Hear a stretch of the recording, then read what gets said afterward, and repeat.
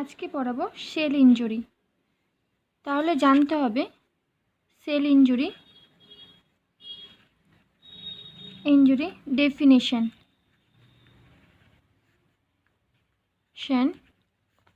Cause, mechanism,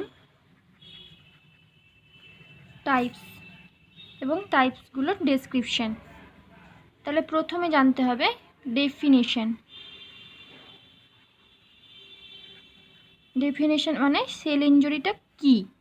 তাহলে sell injury হলো, এটাকে ডিফাইন করা হয় যে সেলের কোনো এক্সটার্নাল বা ইন্টারনাল যদি চেঞ্জ হয় স্ট্রেস বা আদার কোনো কারণে, তাহলে সেল ইনজুরি কাকে বলে। আর সেল ইনজুরির ডেফিনিশন হলো sell injury is defined as the changes in the external and internal environment of cell because of any stress। অর্থাৎ স্ট্রেসের কারণে যদি সেলের এক্সটার্নাল বা ইন্টারনাল এনভায়রনমেন্টের কোনো চেঞ্জ হয় তাকে বলা হয় সেল ইনজুরি। এবার জানতে হবে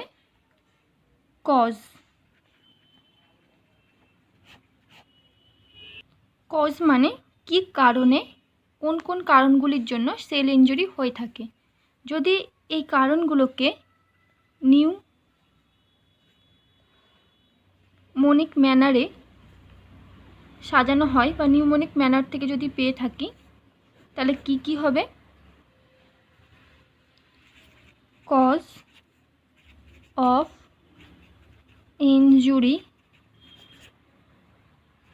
give a physician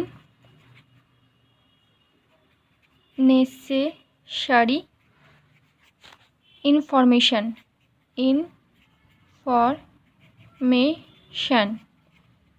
there C for chemical agent, O for oxygen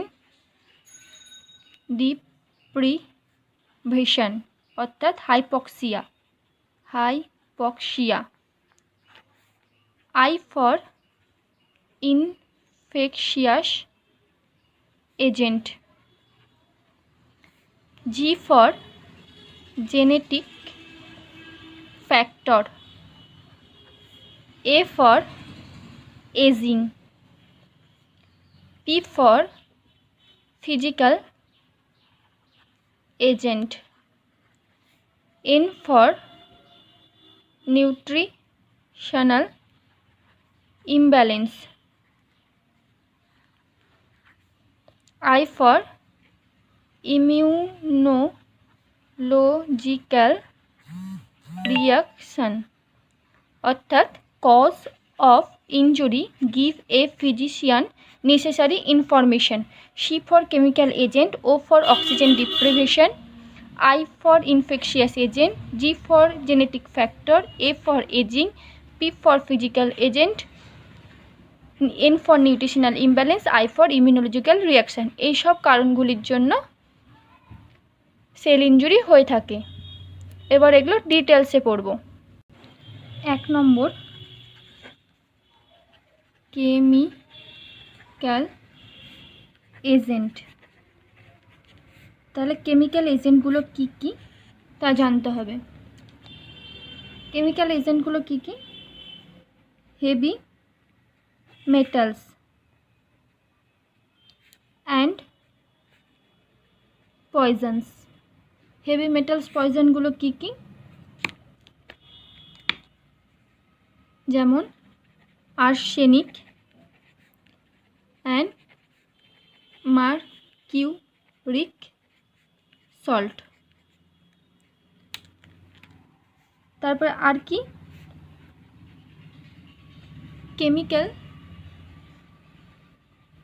chemical like hypertonic concentration of glucose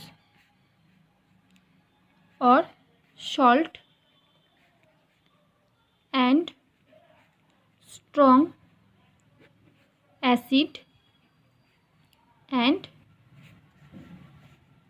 alkalics এগুলো হতে পারে হাইপারটোনিক কোনো কনসেন্ট্রেশন লাইক গ্লুকোজ সল্টের যদি হাইপারটোনিক কনসেন্ট্রেশন হয়ে থাকে সেটা কেমিক্যাল হিসেবেই কাজ করে। দেন environmental or air pollutant environment and air pollutant chemical agent হিসেবে কাজ করতে পারে। কি কি environment air pollutant? যেমন insecticides and herbicides। আর কি industrial and occupational hazards। Industrial and occupational হ্যাজার্ডগুলো কী কী? যেমন carbon monoxides and asbestos.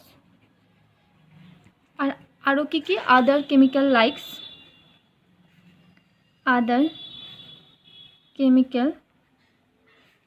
Likes alcohol,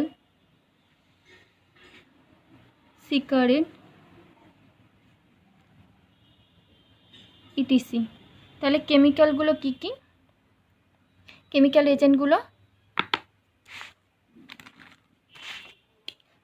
এজেন্টগুলো হলো heavy metals and poison. Heavy metals and পয়জনের মধ্যে কী পড়ছে? Arsenic and mercuric salt. Chemical like যেমন হাইপোটোনিক কনসেন্ট্রেশন অফ গ্লুকোজ বা কোনো সল্টের যদি হাইপোটোনিক কনসেন্ট্রেশন হয়ে যায় সেইগুলো কেমিক্যাল এজেন্ট হিসেবে কাজ করে।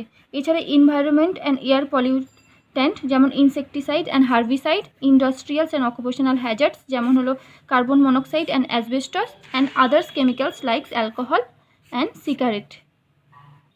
এবার হবে 2 নম্বর, ও ফর অক্সিজেন ডিপ্রেশন, অর্থাৎ hypoxia.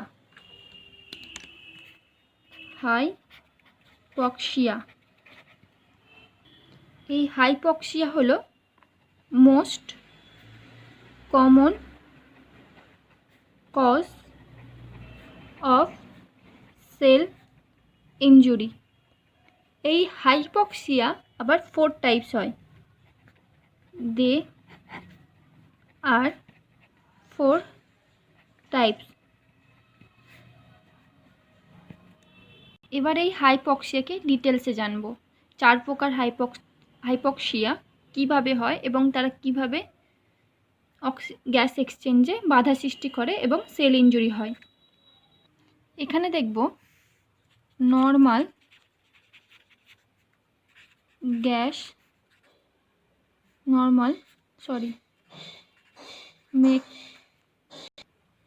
mechanism of gas exchange and problem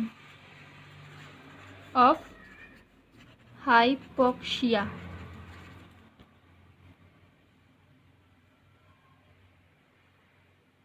এইটা হলো রেসপিরেটরি সিস্টেমস, ক্যাপিলারি, অ্যালোভিলাই, সেল। এবার দেখব নর্মাল গ্যাস এক্সচেঞ্জ মেকানিজমটা কি করে হচ্ছে এবং তার প্রবলেম কি হচ্ছে। এইখানে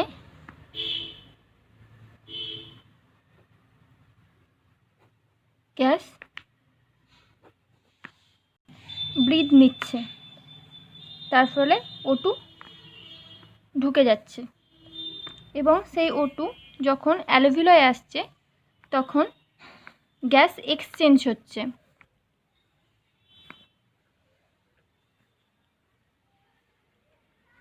তারপর এই O2 আবার এই ক্যাপিলারিতে হিমোগ্লোবিনের সঙ্গে যুক্ত হয়ে HbO2 অক্সিহিমোগ্লোবিন তৈরি করছে। এই অক্সিহিমোগ্লোবিন আবার ব্লাডের মাধ্যমে সেলে যাচ্ছে, ট্রান্সফার থ্রু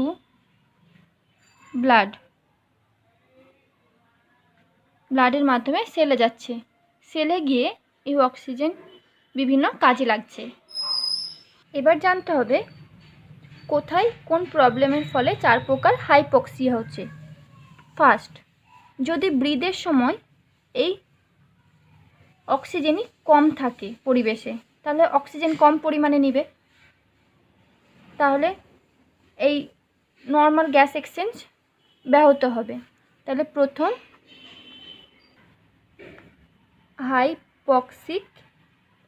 হাইপক্সিয়া এখানে কি হচ্ছে, অক্সিজেন কম থাকছে।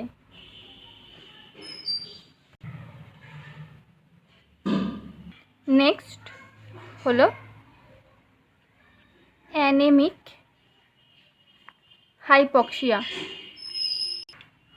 হাইপক্সিয়াতে কি হচ্ছে, যদি ক্যাপিলারিতে হিমোগ্লোবিন Hb কম পরিমাণে থাকে তাহলে অক্সিহিমোগ্লোবিন তৈরি হবে না, আর অক্সিহিমোগ্লোবিন তৈরি না হলে সেই অক্সিহিমোগ্লোবিন সেলে যাবে না, সেলের কাজ ব্যাহত হবে, তার ফলে সেল ইনজুরি হবে। একে বলা হয় অ্যানিমিক হাইপক্সিয়া, যেখানে ডিক্রিজ Hb লেভেল, তার ফলে অক্সিহিমোগ্লোবিন ফর্মেশন ডিক্রিজ আর হয় না। এইটা হলো অ্যানিমিক হাইপক্সিয়া। সেকেন্ড। থার্ড হলো স্টেগন্যান্ট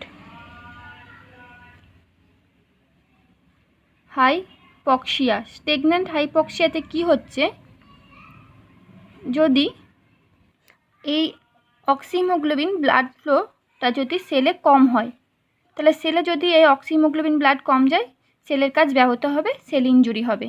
অর্থাৎ blood flow in cell decrease, সেলে ব্লাড ফ্লোটা ডিক্রিজ হচ্ছে, তার ফলে কি হচ্ছে, স্ট্যাগন্যান্ট হাইপক্সিয়া। ফোর্থ হলো হিস্টোটক্সিক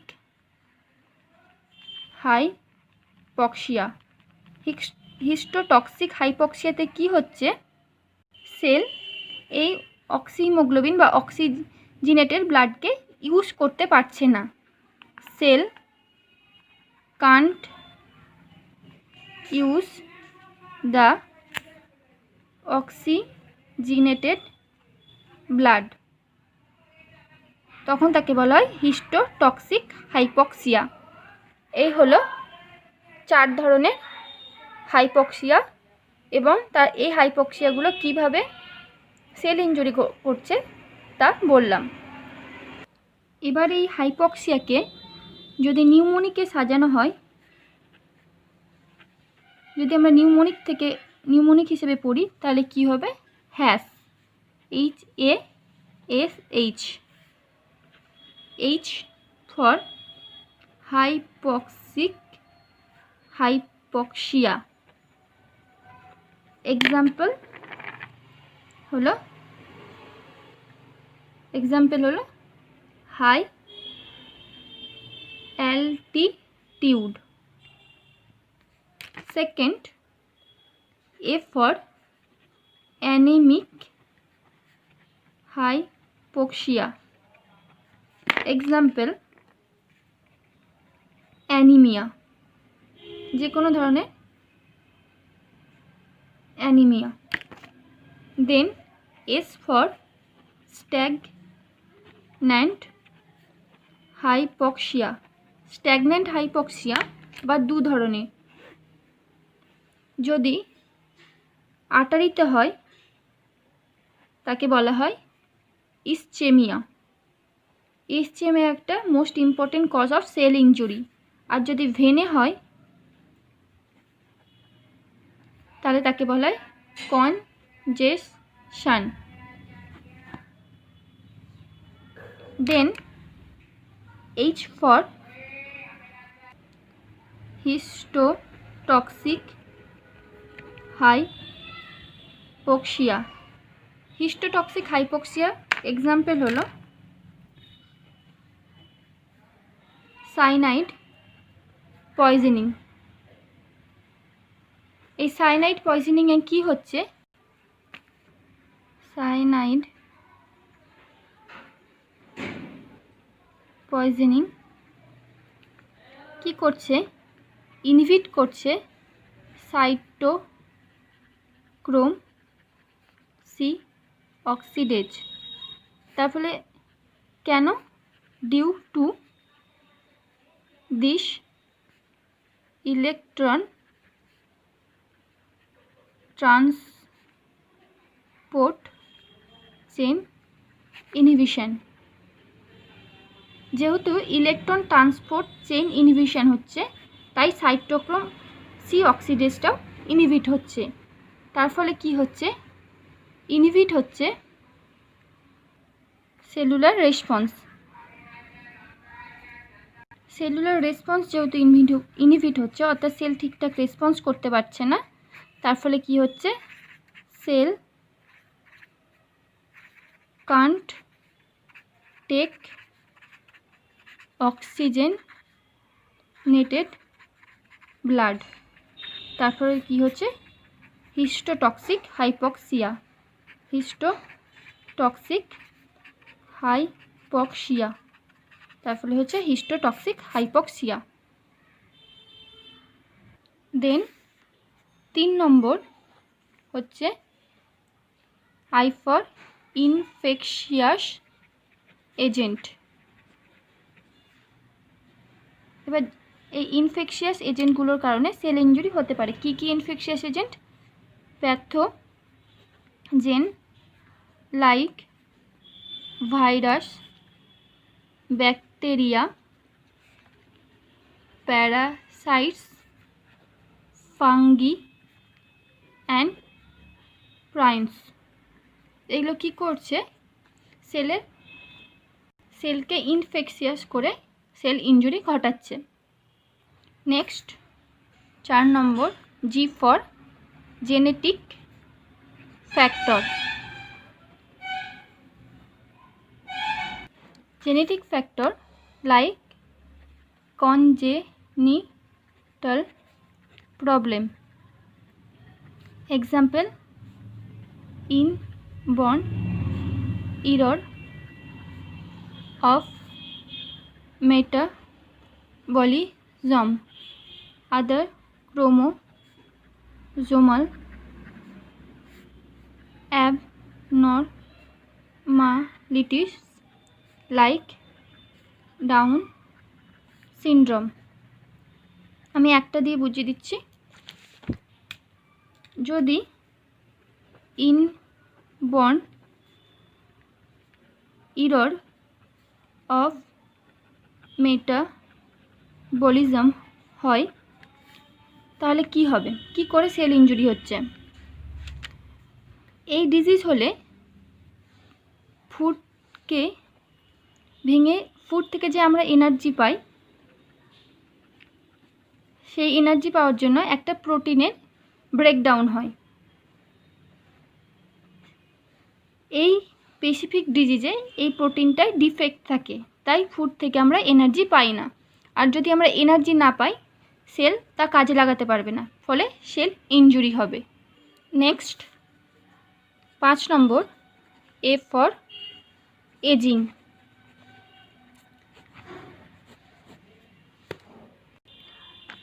Aging can cause the cell injury. Aging cell injury করে। কি করে? এজিংয়ের ফলে ফ্রি রেডিক্যালসগুলো বেড়ে যায়, তার ফলে সেল ইনজুরি হতে পারে। নেক্সট 6 নম্বর, P for physical agent. Physical এজেন্টগুলো কি কি? Mechanical trauma, radiation, electric shock, sudden atmospheric pressure changes and the thermal injury can cause the cell injury। অর্থাৎ মেকানিক্যাল ট্রমা, রেডিয়েশন, ইলেকট্রিক শক এগুলো কি করতে পারে? সেলকে ইনজিওর করতে পারে। সেলের ইন্টারনাল বা এক্সটার্নাল কোনো চেঞ্জ হতে পারে, চেঞ্জ হয়ে থাকে। সো এগুলো, এই ফিজিক্যাল এজেন্টগুলো সেল ইনজুরি ঘটায়। নেক্সট 7 নম্বর, N for nutritional imbalance.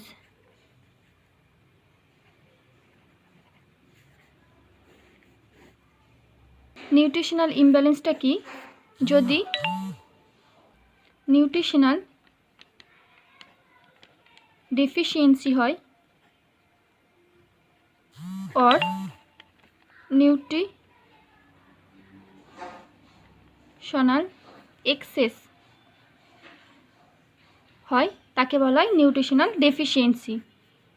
Like মাস, কোয়াশিওরকর, ওবেসিটি এগুলোর কারণে সেল ইনজুরি হতে পারে।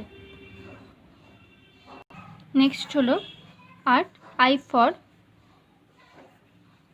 Immunological reaction. ইমিউন সিস্টেমের কোনো ইনফেকশাস প্যাথোজেনের জন্য একটা ডিফেন্স মেকানিজমের প্রয়োজন হয়। যদি ইমিউন রিয়াকশান বা এই ডিফেন্স মেকানিজমটা তৈরি না করতে পারে, তখন সেল ইনজুরি হতে পারে। Like auto immune disease and hyper sensitivity reaction, এইগুলো সেল ইনজুরি করতে পারে। নেক্সট হলো মেকানিজম অফ সেল ইনজুরি। এইটা ভালোভাবে জানতে হবে।